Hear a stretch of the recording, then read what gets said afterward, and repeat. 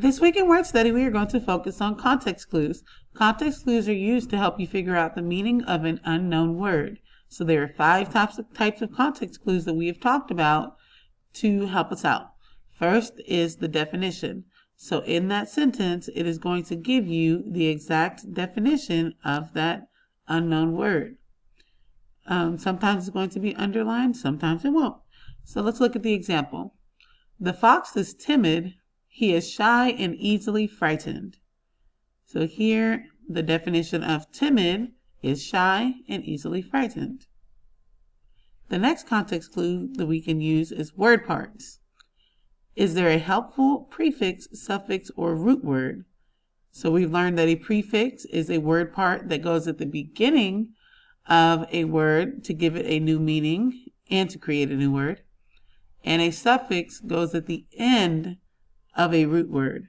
That root word is the word in the middle without the prefix or the suffix.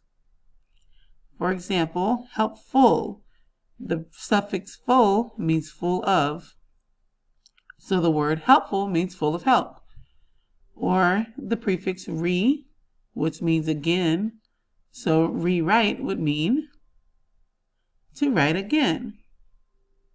The next context clue that we can use is antonyms. This is the opposite, has the opposite meaning. For example, the fox is timid. He is nothing like the brave goats that eat from my hand. So timid and brave have the opposite meaning. Next we have synonyms. These words mean the same. The fox is timid. He looks nervous, hiding behind the tree. So the word nervous and timid have the same meaning. Lastly, we can look at the examples. The fox is timid. He is like a little mouse that hides. So if we have that key phrase like or like a, we know that they are going to give us an example. So on the next slide, you are going to click here to go to this site, and we will be completing another challenge board. You can click the X to take away player 2 and begin the game. Here we have our categories: antonyms, context clues, synonym, and context clues, explanation. This is just where they're going to explain to you what that word means. So it's similar to definition.